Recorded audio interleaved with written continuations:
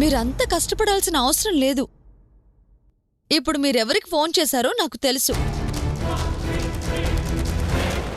అవసరానికి అవయవాల్ని కూడా అమ్ముకుంటారు.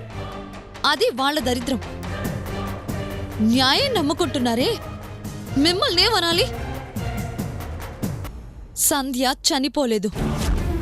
ఏంటి? చనిపోలేదా? అవును. నిన్ని సెల్లో నుంచి బయటికి రాకుండా చెయ్యాలని చూస్తుందే ఆ రీతునే సంధ్య.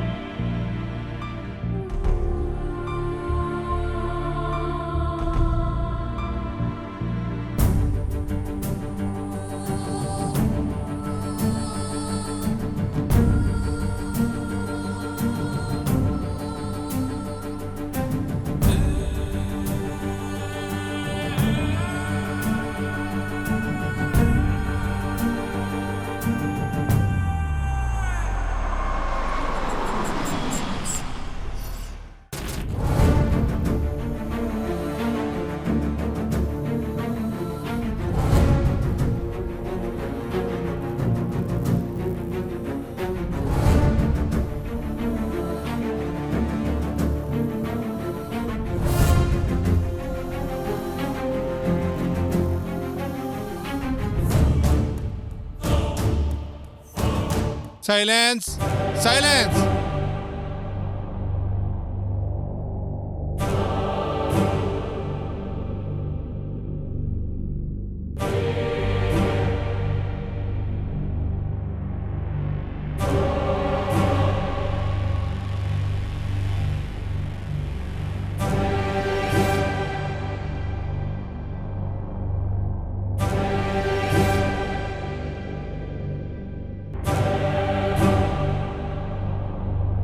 Proceed.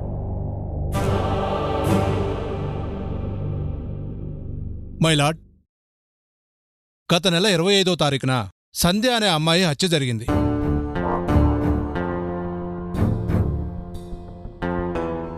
ఆ హత్యకు సంబంధించి నిందితుడిని విచారించడానికి కోర్టు వారి అనుమతి కోరుతున్నాను. Yes, proceed.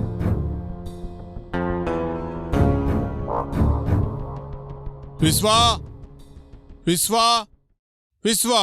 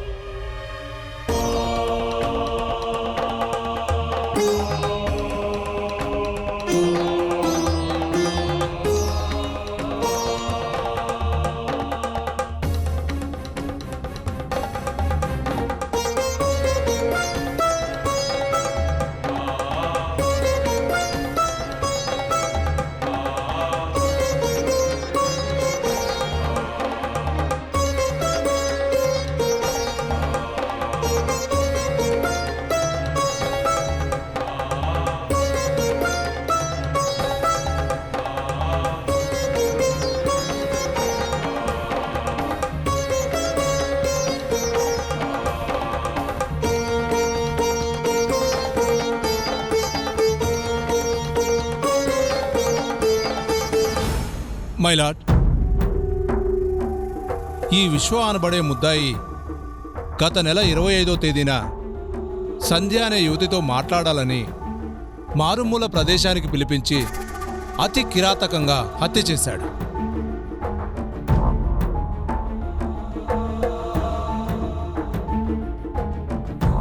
లేదు సార్, నేను హత్య చేయలేదు.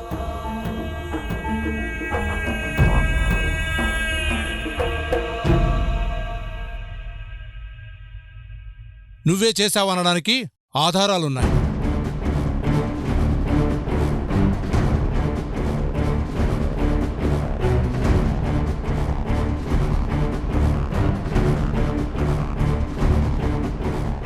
మైలాడ్, ఘటనా స్థలంలో ఇతని వస్తువులు, ఇతను ఆ అమ్మాయికి కాల్ చేసిన కాల్ డేటా అన్నీ కోర్టు వారికి సమర్పించడం జరిగింది.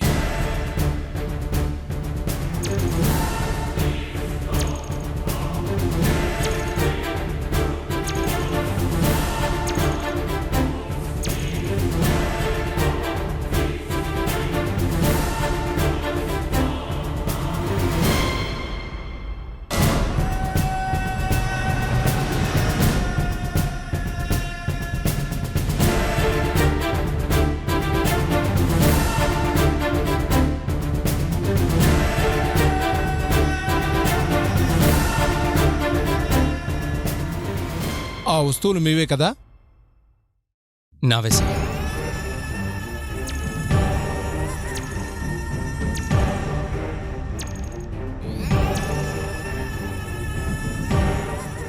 ఆ అమ్మాయికి నువ్వు ఫోన్ చేసావా లేదా?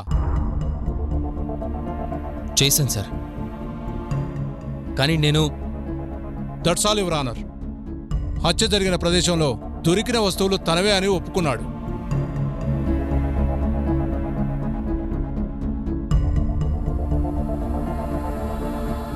అలాగే ఆ అమ్మాయికి ఫోన్ చేశానని కూడా ఒప్పుకున్నాడు. అంతేకాకుండా హత్య జరిగిన సమయంలో ఈ నిందితుడు అక్కడే ఉన్నాడు అనడానికి అక్కడి వాచ్మెనే ప్రత్యక్ష సాక్షి.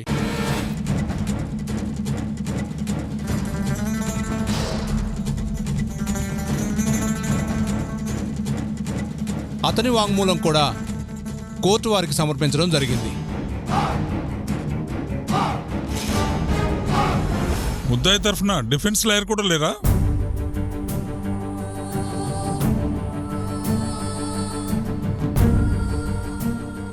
నేనే మిలాద్. అతనే హత్య చేశాడని ఆధారాలు చూపిస్తున్నారు. Any cross examination? అతను నిరపరాధి మిలాద్.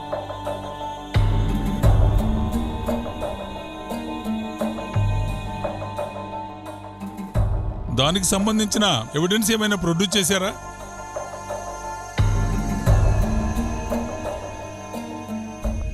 నో మిలాద్, సేకరించడానికి ప్రయత్నం చేస్తున్నాం.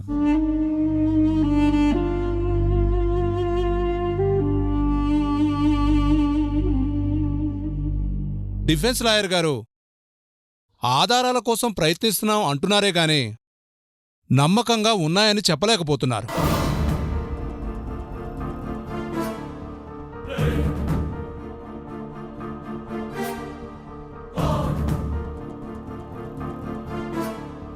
ఇతను నిరపరాధి అని నిరూపించడానికి ఒక్క ఆధారం కూడా లేదు మైలార్డ్.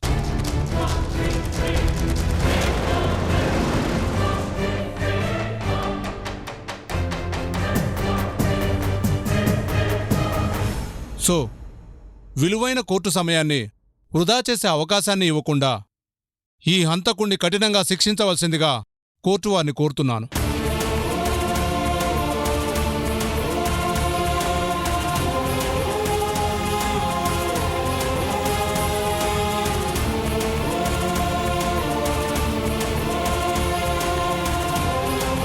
ఈ ముద్దాయి హత్య చేశాడనడానికి ఆధారాలున్నాయి.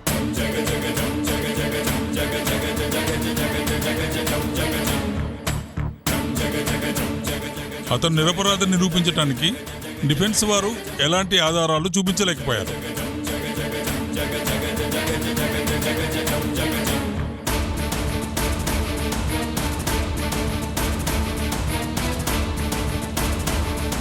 ఈ కేసు పూర్వపరాలు పరిశీలించిన మీదట లేదు సార్.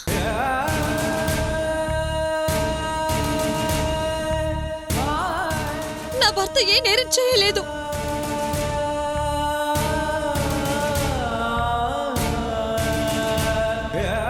నువ్వేమన్నా చెప్పాలనుకుంటే బోన్లోకి వచ్చి చెప్పమ్మా.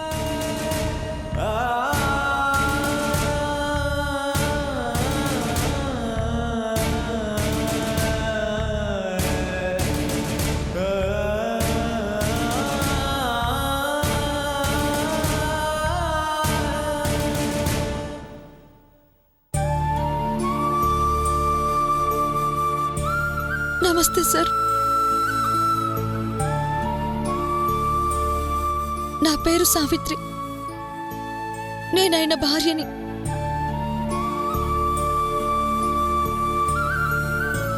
నా భర్త అలాంటి మనిషి కాదు సార్. ఆయనకే పాపం తెలీదు. ఆధారాలు ఉన్నాయి కదమ్మా. అవన్నీ ఆ ప్లేస్ లో దొరికాయని, అక్కడ చూసామని చెప్పేవాళ్లే తప్ప హత్య చేశారని కళ్ళారా చూసిన వాళ్ళు ఎవరైనా ఉన్నారా సార్?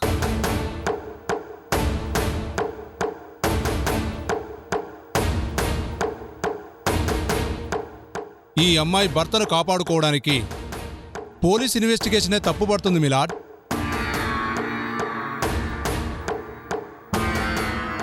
నేనెవరిని తప్పు పట్టడం లేదు. నా భర్త తప్పు చేయలేదు అంటున్నాను.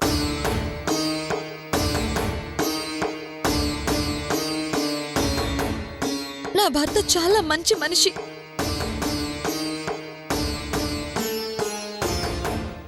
ఆయనకి నలుగురికి సాయం చేయటమే తప్ప చెడు చేయడం తెలీదు.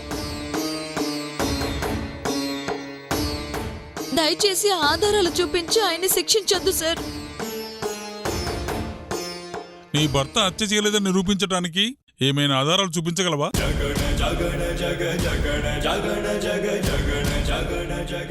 సార్, నాకొక్క రోజు టైం ఇవ్వండి.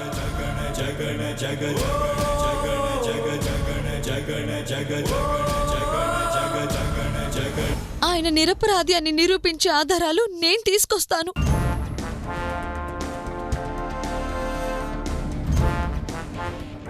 ఇప్పటి వరకు లేని ఆధారాలు ఇప్పుడెలా వస్తాయమ్మా? యువర్ ఆనర్, ఈ అమ్మాయి కోర్టు వారి సమయాన్ని వృధా చేస్తుంది. ప్లీజ్ సార్, నాకు ఒక్క అవకాశం ఇవ్వండి.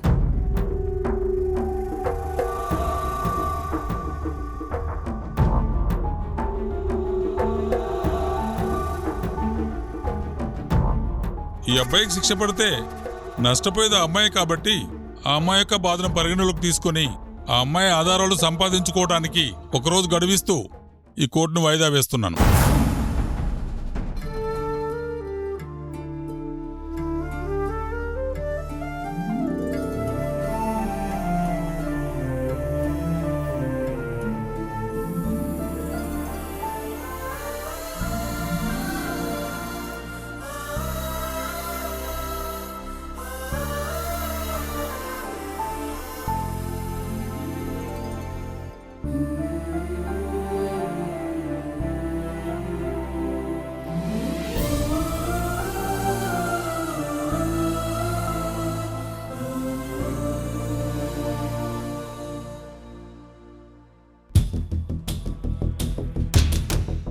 ఏమ్మా, మాటంటే సరిపోతుందనుకున్నావా? కోర్టు ఇచ్చిన సమయం లోపల ఆధారాలు చూపించకపోతే అది కూడా నేరం అవుతుంది తెలుసా? లేదు లాయర్ గారు, నేను సంపాదిస్తాను. నువ్వు ఆధారంగా చూపించాలంటే ఆ సంజని తీసుకురావాలి. తను ఎక్కడుందని తీసుకొస్తావు?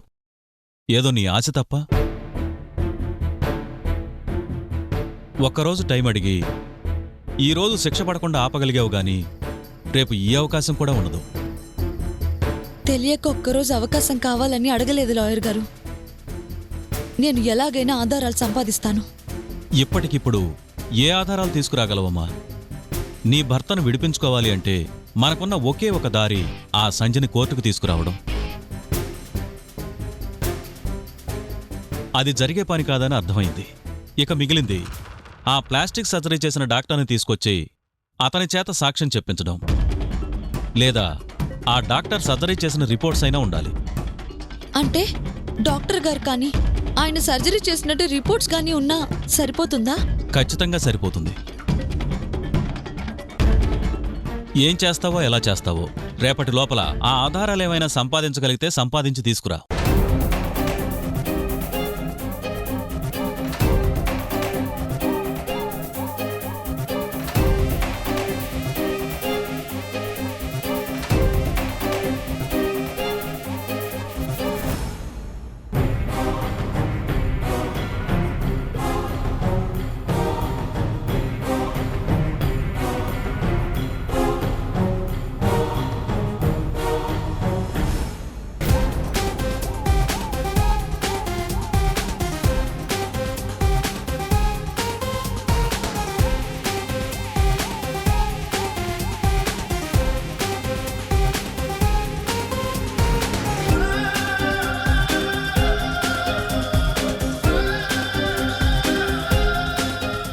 క్యాషియర్ గారిని నా క్యాబిన్కి రమ్మనండి.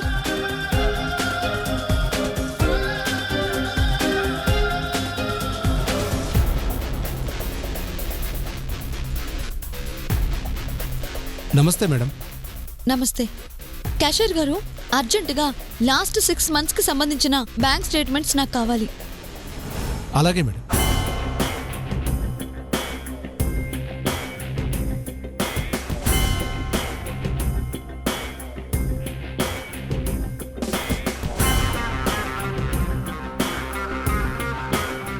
మేడం,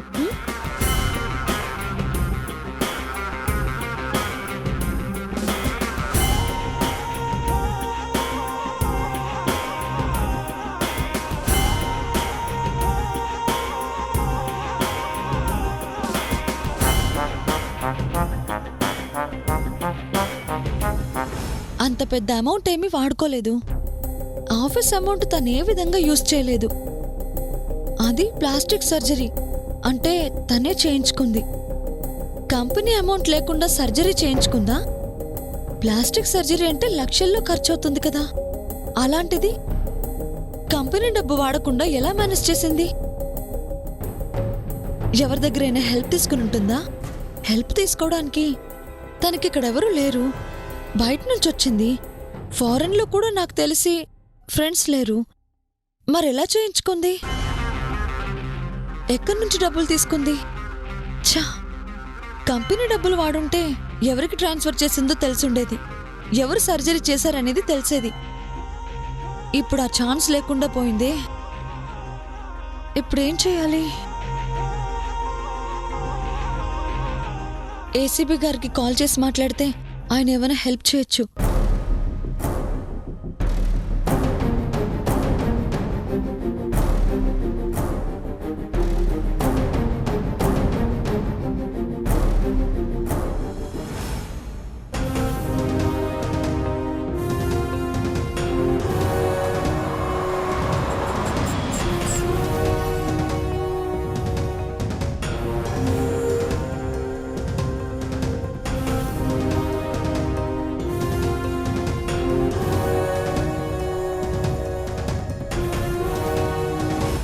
ఏమైంది సావిత్రి?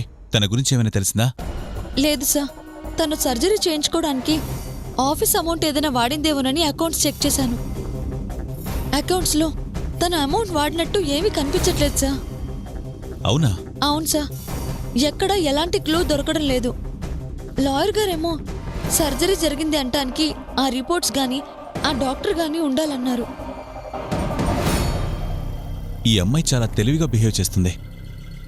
ఎంత తెలివిగా ప్రవర్తించినా ఎక్కడికి పోతుంది? ఖచ్చితంగా ఎక్కడో ఒక చోట దొరుకుతుంది. తనని ట్రేస్ చేయాలని ఎంత ట్రై చేసినా దొరకడం లేదు. తన మొబైల్ నెంబర్ ట్రేస్ చేద్దామంటే ఫోన్ కూడా యూజ్ చేయడం లేదు. ఎలా అయినా తనని పట్టుకోవాలని నేను మా టీమ్స్ ట్రై చేస్తున్నాం. But no use. తను దొరక్కపోతే ఎలా సా? తను చూపించకపోతే కోర్టులో కేసు నిలబడదు కదా. తను ఎంత ఎస్కేప్ అయినా పోలీసుల కంటి చూపు నుంచి తప్పించుకోగల నేరస్తులు ఇప్పటి వరకు లేరు. తను ఎక్కడ దాక్కున్నా సరే బయటికి రప్పిస్తాను, తీసుకొచ్చి కోర్టులో నిలబెడతాను. ఆ విషయంలో నేను మిమ్మల్ని నమ్మాను సార్. పోలీస్ అంటేనే నమ్మకం. నువ్వు ధైర్యంగా ఉండు సావిత్రి. ఆ సంధిని కోర్టుకు తీసుకురావడానికి నా ప్రయత్నం నేను చేస్తూనే ఉంటాను. ఓకే సార్, మీ ప్రయత్నం మీరు చేయండి. నేను తన గురించి ట్రై చేస్తాను. ఓకే సావిత్రి, ఎవరి ప్రయత్నంలో వాళ్ళు ఉండడం మంచిదే. ట్రై చేయి. వస్తాను సార్.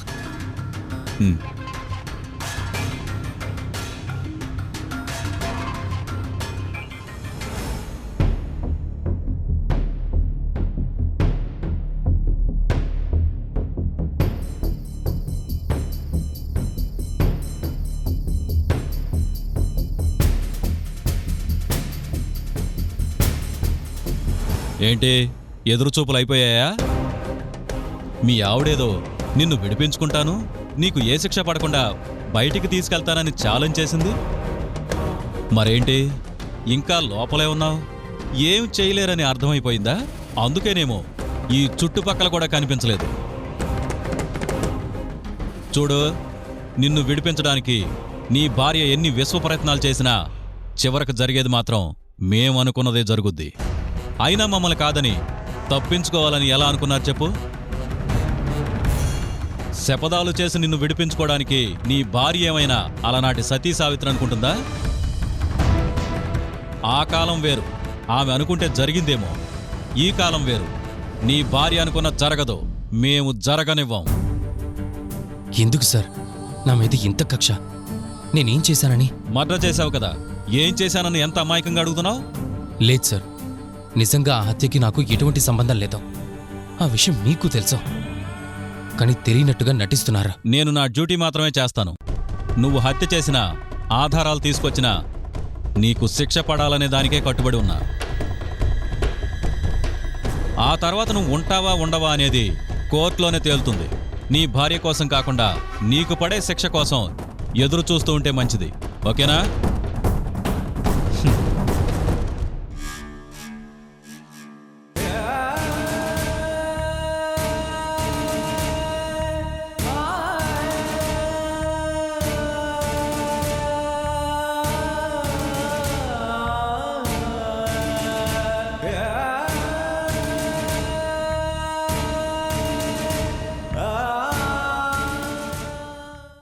అది చేసిన తప్పుకి ఆ అబ్బాయి శిక్ష అనుభవించబోతున్నాడు. రేపు ఆ అబ్బాయికి ఏమైనా అయితే ఆ కుర్రాడే సావిత్రి భవిష్యత్తు. ఆ భవిష్యత్తుకి ఏమైనా అయితే అసలు అది బతుకుతుందా?